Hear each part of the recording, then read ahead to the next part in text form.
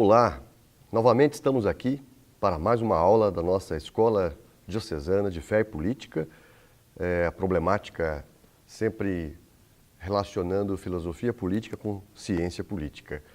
E hoje, uma tarefa difícil, mas não é impossível, apresentar para você, que está aí nos acompanhando, uma problemática que diz respeito ao filósofo Nietzsche e estabelecer com as suas ideias uma atualização do seu pensamento com autores contemporâneos como Vátimo, como Agamben, dois grandes filósofos nietzschianos ainda vivos.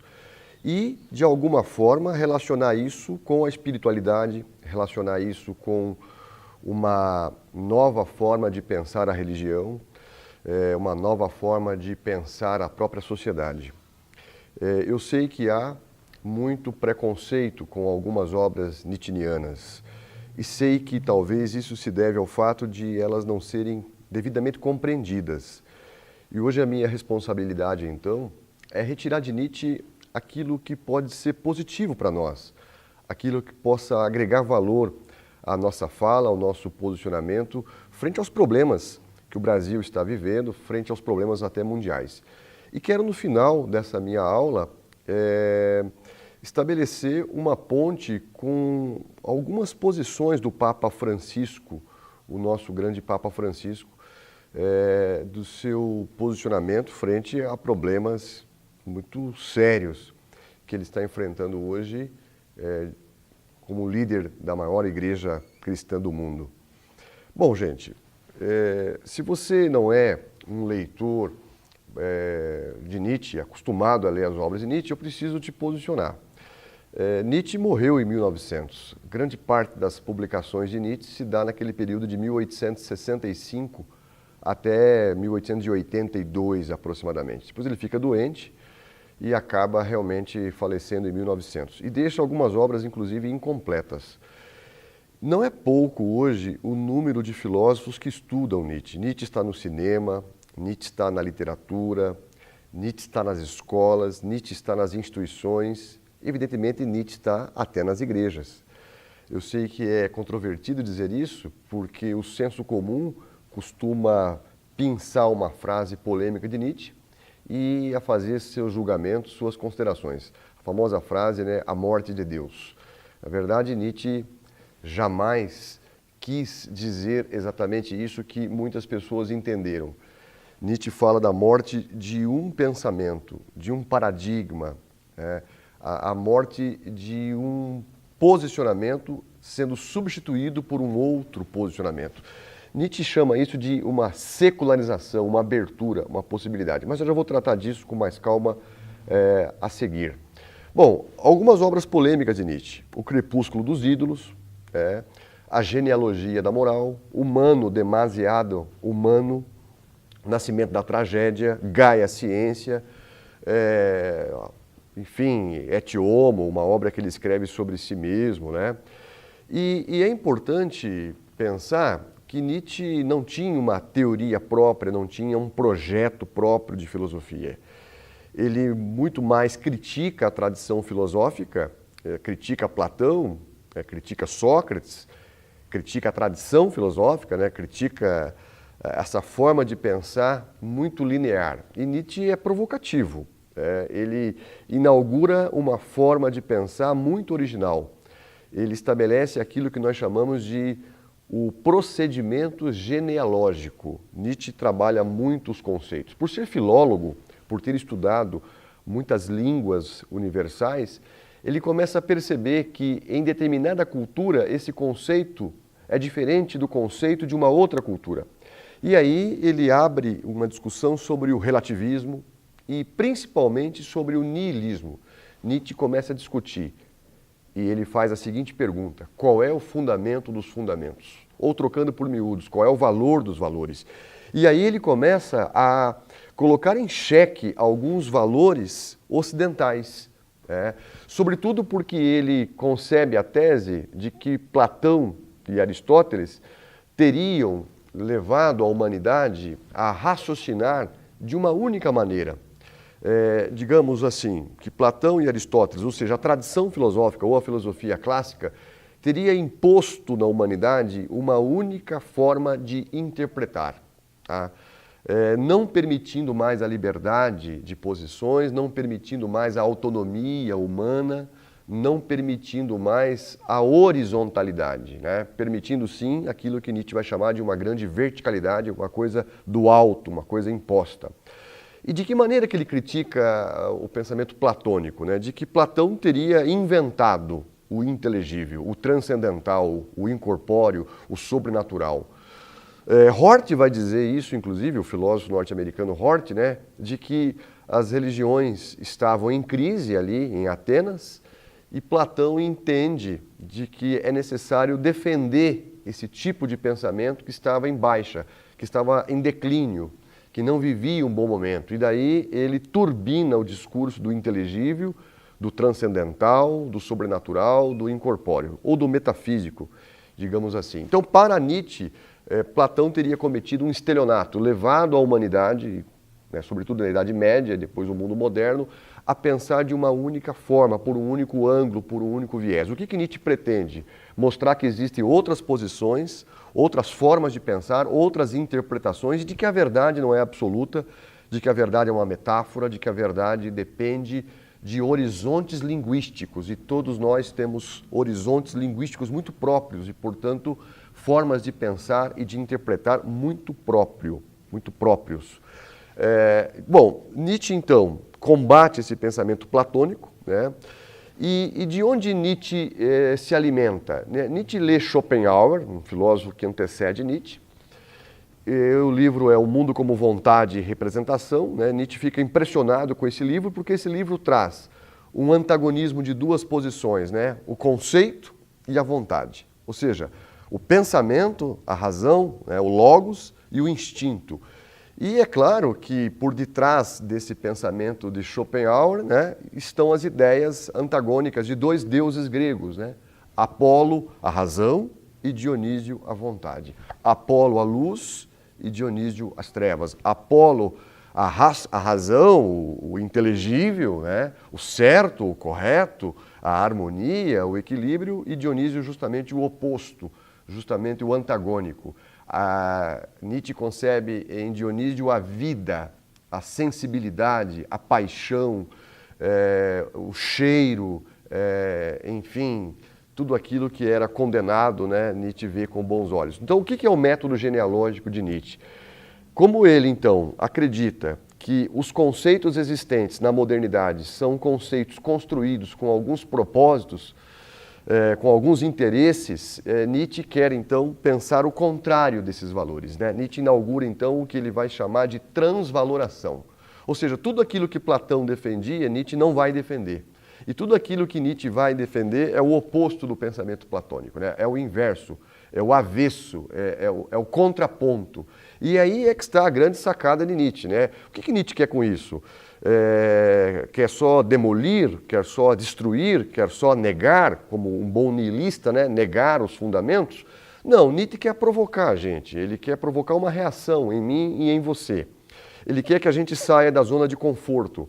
Ele quer que a gente inaugure uma forma humana de pensar. Até porque Nietzsche escreve na obra Humano, Demasiado Humano, de que os valores foram construídos, os valores supremos, os valores institucionalizados, eles foram construídos e atribuídos aos deuses para legitimarem os deuses e para que eles se transformassem em deuses inquestionáveis e que houvesse medo e respeito e temor. Então, o que Nietzsche quer? Que a gente humanize a religião, né? Humanize o cristianismo, humanize todos os valores, né? Então, Nietzsche quer que a gente questione a autoridade, por exemplo, né? E os valores considerados supremos. Até porque, como ele estudou muito as línguas universais, ele começa a perceber que há um reforço de um conceito, né, que se julga superior a um outro conceito. Por exemplo, o conceito de bem. Aqueles que defendem o conceito de bem se julgam superiores ao conceito de mal. Tá?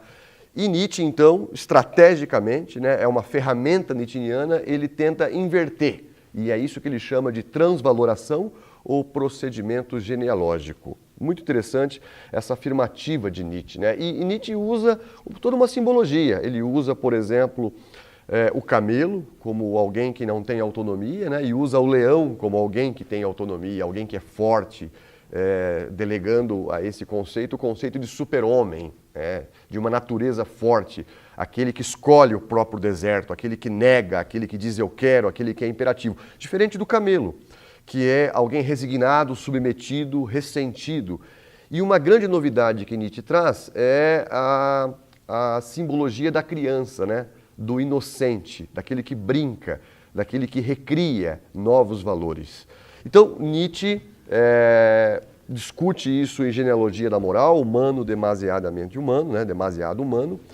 E muitos autores que entenderam Nietzsche, que compreenderam Nietzsche, vão usar a sua categoria para pensar, inclusive, o tempo que nós estamos vivendo. E dentre esses autores, eu separo para você Gianni Vattimo, um autor italiano, e separo para você rapidamente um outro italiano chamado Giorgio Agamben. Vattimo, por exemplo, é um dos poucos filósofos que, usando a categoria nietzscheana, tenta compreender o tempo presente, aquilo que nós chamamos hoje de pós-modernidade, ou de modernidade tardia, ou de modernidade líquida, segundo a categoria de Bauman. E qual é a novidade que o Vattimo traz, né? O Vattimo estudou Nietzsche e quem estudou Nietzsche? No caso Heidegger, no caso Foucault, por exemplo, Walter Benjamin, inclusive. E o Vattimo traz uma grande novidade, que é a concretização do procedimento genealógico de Nietzsche. Ou seja, tudo aquilo que fora considerado forte, Vattimo começa a dar uma nova interpretação. Será que é forte mesmo? E aquilo que foi desconsiderado, aquilo que foi marginalizado, aquilo que foi deixado para a periferia, será que é fraco? Será que é fraco mesmo? Então, o Vattimo, usando a categoria de Nietzsche, começa também a inverter, a buscar o avesso. O forte não é tão forte e o fraco não é fraco, certo? E ele escreve a partir daí um livro, né, chamado O Pensamento Débil, em tradução para a língua portuguesa, ou O Pensamento Fraco. Eu gostaria de comentar um pouco esse material do Vattimo, né, e que ele se inspira na obra Humano, Demasiado Humano, de Nietzsche, né, porque Nietzsche faz um elogio ao erro. É muito bom experimentar coisas novas, mesmo que eu não saiba que coisas novas são essas, né? Do que apenas ficar vivendo uma vida inautêntica, numa expressão heideggeriana, né? Então, o Nietzsche defende a filosofia da errância, a filosofia da abertura, a filosofia da aproximação, de que não há uma verdade cristalizada, que ela depende de uma interpretação ou de uma reinterpretação. E o Vattimo vai nesse nicho aí, né? Vattimo, ao ler Nietzsche criticando a modernidade, ao ler Benjamin criticando a modernidade, né, ele também critica hoje alguns elementos da pós-modernidade, certo? E a novidade, então, do Vattimo, né? O Vattimo, por exemplo, ele defende a seguinte proposição. Como não existe, então, uma verdade única, absoluta, hoje nós falamos muito de pós-verdade, ele começa a recuperar alguns conceitos que foram estrategicamente desconsiderados. Ele passa a considerar. A própria pós-modernidade passa a considerar coisas que foram descartadas em outro período. Então você vê hoje a mulher sendo valorizada, né? Digamos, a sensibilidade sendo valorizada ou reinterpretada, a sustentabilidade, né, sendo interpretada de uma forma positiva, né? Ele vê o Oriente sendo interpretado de uma forma positiva, uma vez que o Ocidente sempre se considerou superior ao Oriente. Então, o Vattimo inverte, faz o avesso, né? Por que não considerar o Oriente? Tá? Digamos, o urbano sempre foi considerado em detrimento do rural, por que não valorizar o rural? Né? Vamos pensar assim, o primeiro mundo sempre foi valorizado, por que não pensar o terceiro mundo? Por que não pensar os emergentes? Por que não pensar os periféricos? E em matéria de religião, não poderia também deixar de não falar aqui, né?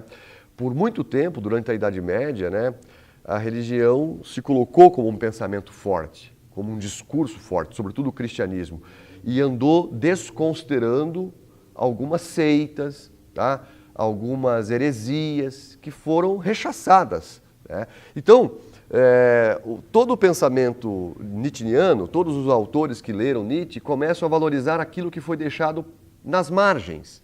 Por que só priorizar o centro? Por que só o logocentrismo? Por que só o europocentrismo? Né?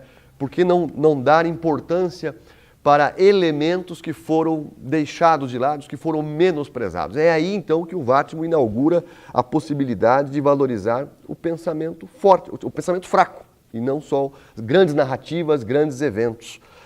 E é importante ter consciência de que muitos fundamentos não são fundamentos, eles foram considerados fundamentos. Né? Alguém resolveu estabelecer que esse fundamento é melhor que o outro fundamento. Né? Por exemplo, nada é fixo hoje. Tudo é transitório, tudo é efêmero, tudo é móvel, tudo está em transformação. Né? E isso é um discurso nietzschiano, né? Que ele bebe de Heráclito, da filosofia grega do passado. Né? Nada é fixo, as coisas estão em movimento, tudo é temporal, né? E em matéria de religião também. Né? Nós estamos vendo, por exemplo, o crescimento da informalidade, que era considerado um pensamento fraco. Qual que era o pensamento forte? A formalidade. E hoje valoriza-se a informalidade, certo? Sempre se valorizou o presencial, hoje se valoriza, por exemplo, o à distância. É um exemplo também, né? Mas uma pergunta que o Wátimo faz, que é muito interessante, eu quero dizer essa pergunta para você pensar aí, o que se pode fazer é justamente aquela pergunta: de onde nasce a ideia de pensamento forte? De onde vem essa ideia? Provavelmente a própria ideia forte se auto-intitula forte e se diz que a outra ideia não é forte. Então, ao discutir os fundamentos, de qual é o fundamento do fundamento, o Wátimo, lendo o Nietzsche, diz que tudo é dissolúvel, né? Tudo foi dissolvido, né? Tudo é efêmero, tudo é discurso, né? Tudo é construção, tudo depende da interpretação. Claro, na época, o Nietzsche constatou que o homem moderno, o homem vinculado à ciência, começava a dar mais valor para a ciência do que para a religião. E aí Nietzsche estava constatando, entre aspas, a morte de Deus, a morte de um pensamento, né? A morte de um novo paradigma, né? A ciência sendo mais prestigiada pelo homem do que a própria religião. Né? Então seria a passagem de uma autoridade divina por uma autoridade humana, a substituição de uma beatitude celeste por uma terrestre, o declínio de um pensamento e a ascensão de outro pensamento. Né? Se a gente trazer a discussão para hoje, nós estamos vendo a ascensão da tecnologia substituindo, por exemplo, a natureza. Tá? Você começa a perceber a valorização de um tipo de raciocínio em detrimento de outro tipo de raciocínio. Então, o Wátimo compreendeu o Nietzsche e começa a valorizar a abertura, a possibilidade, uma nova interpretação humana. E, é claro, o Wátimo escreveu coisas sobre espiritualidade, escreveu coisas sobre teologia. Então, ele começa a defender uma nova espiritualidade, como uma coisa positiva, né? Não com medo, né? Não com opressão, mas eu podendo entender uma nova forma de pensar a natureza, uma nova forma de pensar a espiritualidade, uma nova forma de pensar o ser humano. Até porque a modernidade trouxe mais problemas do que soluções. E a pós-modernidade é pensada pelo Wátimo, né? É pensada pelo Wátimo, que a gente precisa considerar não só o discurso dos vencedores, mas o discurso dos vencidos, o outro lado da história, né? A história a contrapelo. Não só dar luzes para as grandes narrativas, né? Para a macro-história, mas também dar importância para a micro-história, tá? Para posicionamentos da diferença. Aí é uma grande novidade do Wátimo, né? Ele celebra a diferença e vê a diferença como uma coisa positiva, porque a diferença, em outros tempos, sempre fora considerado uma coisa débil, frágil. E como quem lê Nietzsche, usando o seu procedimento genealógico e a sua transvaloração, quer dar luzes para o avesso, para o inverso, para o contraponto, né? Então o Wátimo valoriza a diferença, a possibilidade, a abertura, né? Uma nova interpretação. Né? E não dá para pensar a modernidade e a própria pós-modernidade só com o conceito da superação. Nietzsche usou e abusou do conceito da radicalização. E Vátimo também começa a usar o conceito da radicalização. O que é o conceito da radicalização? É de buscar o fundamento primeiro, o primeiro posicionamento, porque as coisas no mundo moderno são muito superficiais, são muito artificiais, são muito adulteradas. Então, Nietzsche discute a própria filosofia, combate a própria filosofia, porque a filosofia se julga muitas vezes a dona da verdade, Quem é o filósofo? O amigo da verdade, mas como se fosse o proprietário da verdade, E não é assim. Não deveria ser assim, segundo Nietzsche e segundo seus comentadores e seus intérpretes.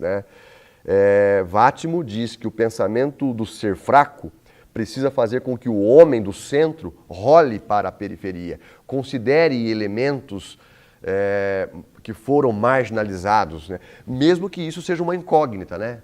Mas, professor, você vai trocar o certo por uma possibilidade? Quem leu Nietzsche compreendeu assim, é melhor a nova possibilidade do que a mesmice do óbvio, daquilo que já existe, daquilo que eu já sei. Então, defende-se novos fundamentos, novas possibilidades. E é isso que é a grande sacada do pensamento frágil, do pensamento débil, que o Vátimo está elogiando, está enaltecendo. Então, a grande novidade é pensar a diferença. É dissolver tudo aquilo que é lógico, tudo aquilo que é tese, tudo aquilo que é síntese, tudo aquilo que é totalidade. Vamos pensar os fragmentos, vamos pensar as brechas, as lacunas, os hiatos, os flancos, e não pensar a totalização. Digamos assim, segundo o Vátimo, o pensamento forte fracassou, o pensamento forte está em crise, o pensamento forte está em declínio. Está havendo, então, a morte do pensamento forte e a ascensão do pensamento considerado frágil, mas que, na verdade, nunca foi frágil, fora considerado frágil. E o Agamben, que é o segundo autor, já indo para as considerações finais, ele também compreendeu essa transvaloração do Nietzsche e também está disposto a pensar essa inversão, esse avesso. E o Agamben recupera o pensamento da antiguidade, sobretudo o pensamento romano, onde apenas algumas pessoas tinham acesso à religião, só os sacerdotes. Apenas algumas pessoas privilegiadas tinham acesso à política, no caso os senadores romanos. Apenas algumas pessoas tinham acesso ao capital, que eram os notáveis, os que tinham bens nobiliárquicos, patrimoniais. Apenas algumas pessoas tinham acesso à educação, que era uma coisa muito exclusivista, muito particularizada, que não era democratizada. Então, o que o Agamben, entendendo Nietzsche, faz? Ele entende que, por interesse próprio, houve a sacralização da educação, a sacralização da política, a sacralização do capital e a sacralização do próprio direito. Quem é que tinha acesso ao direito? Só alguns magistrados. Então, o direito foi elevado à categoria de poucos, a religião foi elevada à categoria de poucos, o capital foi elevado à categoria de poucos, a própria educação foi elevada à categoria de poucos. Então, houve uma sacralização. O que o Agamben propõe? Trazer de volta aos homens aquilo que foi tirado dos homens. E aí, o Agamben recupera o conceito de profanação como algo positivo, como uma bênção.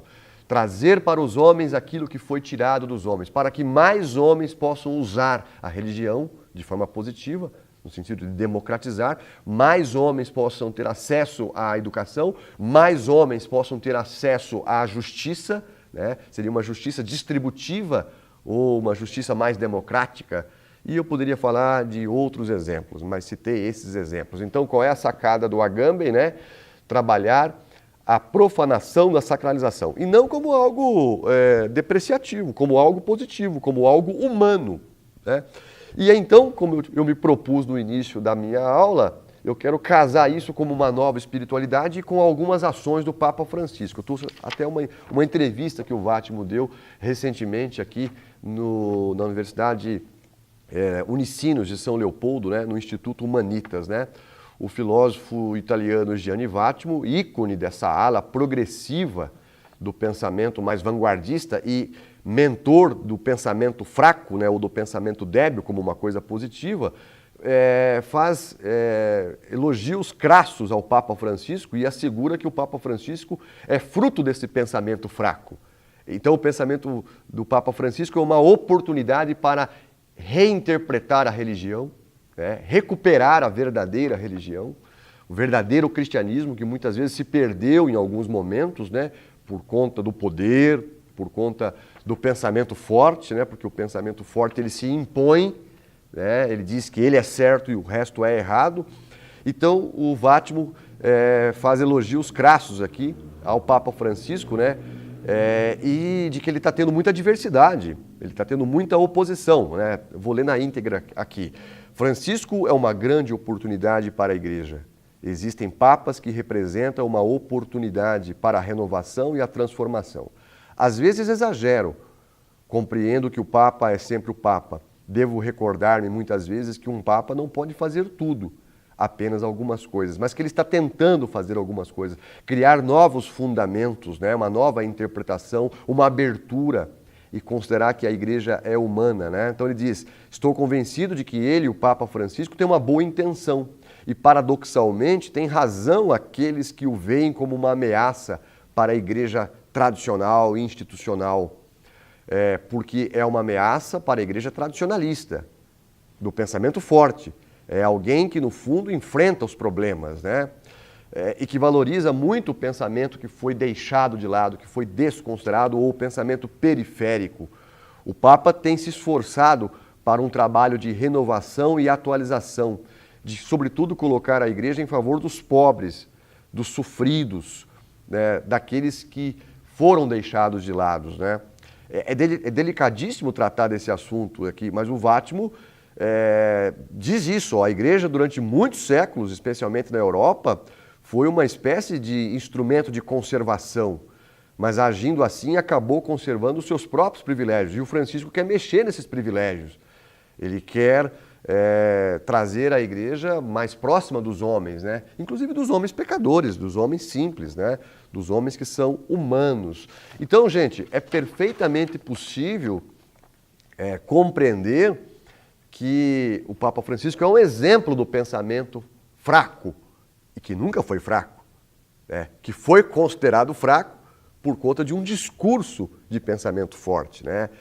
Bom, gente, eu tentei mostrar para vocês que é possível entender Nietzsche de forma positiva, que a gente não pode apenas rotulá-lo, né, criar estereótipos, né, de que dá para fazer uma excelente interpretação no tempo presente que eu estou vivendo. Espero que essa aula tenha contribuído para o seu entendimento, né, e que você possa disso resultar numa grande renovação do nosso próprio pensamento. Um grande abraço para você e até a nossa próxima aula.